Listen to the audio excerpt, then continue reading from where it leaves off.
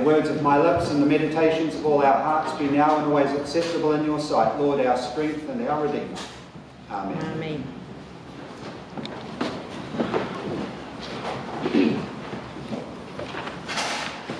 I don't often use props when I'm doing a sermon, but when I do, I use big props.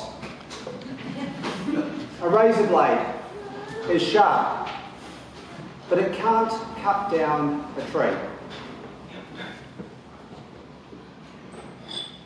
An axe, on the other hand, is strong, but it is difficult to shave with. You see, everything is important according to its own purpose, and that purpose is often unique. So how do we process these differences between our very different lives and our very different lifestyles? In today's Gospel reading, Jesus gives us 3 principles in one brief story. And in verses 14 to 18, one of the things we notice is that the master, who in this case represents God, doesn't give each servant the same amount. He gives one man 5 times as much as he gave another. And here, I believe, is the first principle of life that we have to understand. And that is that life isn't fair. Back in the day that this story was recorded, a talent was a huge amount of money. It was worth approximately 6,000 denarii, and 1 denarii was considered to be a fair day's wage. So 1 talent was approximately 15 to 20 years' worth of wages. So even the man who only received 1 talent received something of significant value. I've often found that the primary focus of sermons on this parable has been around the idea that we mustn't waste a particular ability that we've been given. But I tend to believe that the talents, as described in the reading, represent everything that we have and are. It's our family heritage, it's our friends, it's our body, it's our health, and it's the opportunities that get opened up to us during the course of our life. God has handed us a package in life, and that's metaphorically represented in the text as the talents. But let's look at some of the inequalities that exist in these life packages. Jamie Johnson, for example, is heir to the Johnson & Johnson fortune. And all Jamie had to do to inherit over $600 million was to be born into that family. You know, he didn't have to do a single day's work to earn it. And some part of me looks at that and rages about just how unfair that is. Being musically ungifted, by the time Mozart was 5 years old, he could already read and write music. You know, I'm musically ungifted. I look at that and I think that's not right. By the time Mozart was 5 years old, he could read and write music at age 6. He was putting together compositions. Again, something seems pathetically unfair about the distribution of talents. Now contrast that with the story of little Stephanie. She was born to a heroin-addicted mother who was so high on drugs and alcohol that at first she didn't realise she'd even given birth. Stephanie was born with AIDS. She hadn't sinned, she hadn't done anything wrong. She just arrived on the scene with a huge problem. So you see, not everyone gets the same package. Life is not fair. So we know that life's not fair, but we don't often stop and face the reality of it either. And that, I think, is why this particular parable calls on us to explore the issue further. And as long as we think that life is supposed to be fair, we're going to find ourselves frustrated. We're going to struggle with quite a few things. And if we don't deal with it, it's going to create resentment deep in our heart. And at some point in life, we have to get over that victim mentality. At some stage, we have to stop making comparisons. Our mission, should we choose to accept it, is to get our eyes off other people and to get on with the job that God's assigned us to undertake. Proverbs 14, verse 30 tells us that a heart at peace gives life to the body, but envy rots the bones. To avoid the chance of our bodies becoming sick through envy, we have to take our eyes off people who appear to have a life easier than ours. But there are two sides to this coin too. We may find ourselves full of pride if we don't stop to consider the inequalities of life. We may be doing pretty well for ourselves in relation to someone else, but maybe they didn't have some of our advantages. The Apostle Paul challenges us with a deep question when he asks in 1 Corinthians 4, verse 7, "For what makes you different from anyone else? What do you have that you did not receive?" Essentially, he's challenging us to consider that even if we've worked hard to get something, wasn't it God that provided us with the motivation and the strength to do such things?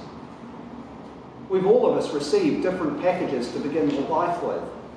We've all of us received help in various forms along the way.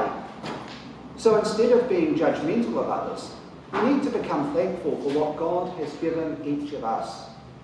Instead of being resentful towards those exceptionally gifted people we encounter, rather we need to focus our thoughts on the course that God has set for each of us as individuals.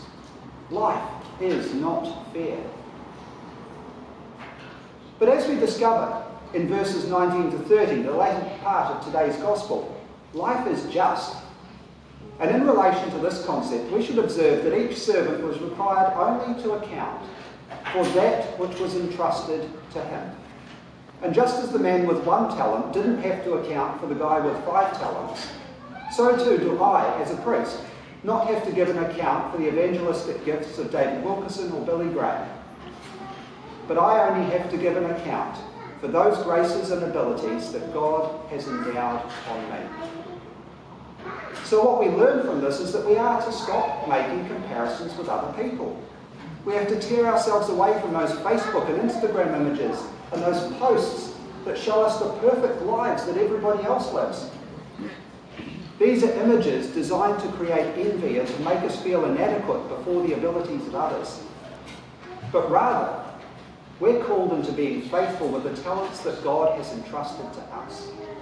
We're called to focus on these, look heavenward and ask, Lord, what would you have me do with these? There's a balancing of the books that will happen in eternity. You think of the rich man and Lazarus. In this day and age, we've become almost accustomed to ignoring the fact that there's a heaven to be gained and hell to be avoided. In fact, in 1 Corinthians 15, verse 9, Paul writes, "If only for this life we have hope in Christ, we are to be pitied more than all people." Without an eternal perspective, life just isn't fair. But when you explore the wider picture, it's possible to see that God is indeed a just God. And we're told that every Christian will appear before the judgment seat of Christ. Here, 2 Corinthians 5, verse 10 tells us that we will receive the just reward for the things that we have done in our time on earth. And it's not a judgment of punishment, because Jesus has already undertaken that on our behalf. But it's similar to the servants that we read about in our parable today. It's a place where not every Christian's going to receive the same commendation. But it's most certainly a place where I would like to hear the Master say, "Well done, good and faithful servant." The bottom line to all of this is that nobody's able to pull a fast one on God. Life is not fair, but in the end, justice will prevail. And knowing this, it makes things much easier to endure when we find ourselves amidst the injustices in this life. It's through this knowledge that we're able to avoid developing a vengeful spirit. It's where we come to understand that it's not our job to sort this out or to sort out that person, but we're to leave that work to God. Romans 12:19 phrases it like this. It says, "Beloved, do not avenge yourself, but rather give place to wrath. For it is written, 'Vengeance is mine, I will repay,' says the Lord. Therefore, if your enemy is hungry, feed him. If he is thirsty, give him a drink. For in doing so, you will heap coals of fire on his head. Do not be overcome by evil, but overcome evil with good." Being aware that justice will ultimately win out strengthens our spirit to allow us to cope with the perceived difficulties that we endure. The third point that I'd like to make this morning is that life is an opportunity. 2 of our 3 servants invested the talents that they were entrusted with, and these saw an increase in their value. And this, I feel, is the same as the opportunities that we all have in life. How life-changing would it be to wake up every morning and view the day ahead as the chance to bring glory to God? Maybe today is going to be the day that we get to introduce someone to Christ, to invest ourselves in the lives of those around us. There's power in viewing each day as an opportunity to serve the King of Kings. Because when we get to heaven, it'll be too late to do any of that. The time to act is now. The first two of our servants today understood this concept, and that made a huge difference in their lives. In verse 14, we hear of how the master called to his servants. Have you ever heard God calling to you? Think about how Noah heard the call of God and built an ark. Abraham heard and obeyed God's call. In both cases, the result of their willingness to obey was an increase. But I hear people say, I've never heard the call of God. Well, what stirs you up on the inside? What causes you to feel like you have to do something about whatever it is that you're thinking about? Is it a family matter? Maybe it's something spiritual. Maybe it's one of those social issues that's out there. But whatever it is, must be our driving force for change. And we need to seek God's will actively through worship, through prayer. Because I believe most of the time what we see in some Christianity today is not the full expression of what Jesus died for. I've seen prayerless and powerless churches, and that cannot be what Jesus wants to return to. Broken, defeated, exhausted Christians surely aren't part of the plan that he has for us. Half-hearted Christianity just can't be acceptable. I'm part of the problem. I've had my weaknesses. I still do. But I'm accountable for the influence that I have. I desire for God to do something in me that causes me to rise up above that and to turn the obstacles I face into kingdom opportunities each and every day. Let the cry of my heart before God be the words from Isaiah 6 verse 8. These are my life verses. Here I am, Lord. Send me. The first thing a servant needs to do is to hear and obey the call of their master. And it's interesting to note just how much freedom the master gives their servants to decide how they're going to handle the resources that they have entrusted to them. You see, they weren't forced to use their talents in any particular way, but rather they were free to choose how they should invest.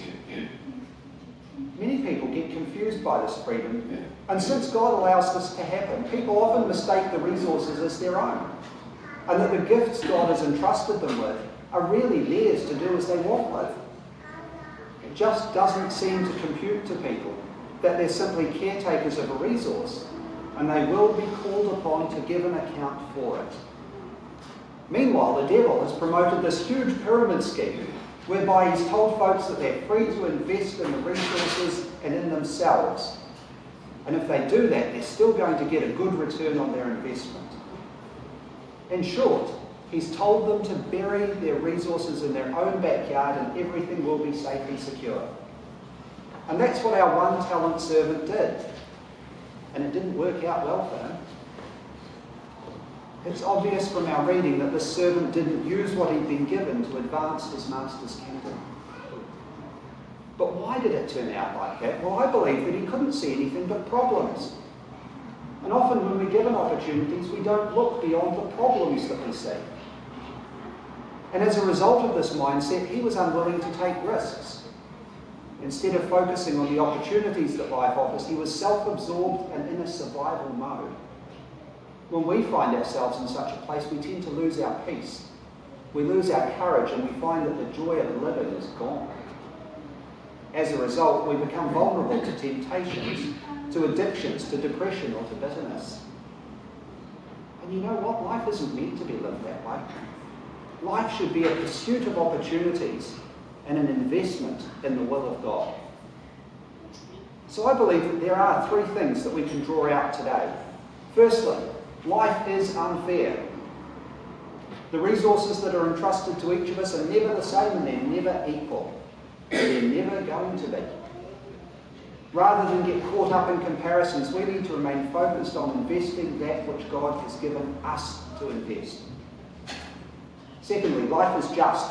Each of us is only required to account for the life we live and the resources we were given to manage. In the end, God will judge each of us justly. And thirdly, life is an opportunity. It's our opportunity to invest ourselves in the lives of others and to live our own life in obedience to God. Through the undertaking of all of these, we become prepared, properly prepared, to enjoy the eternity that God has provided for us in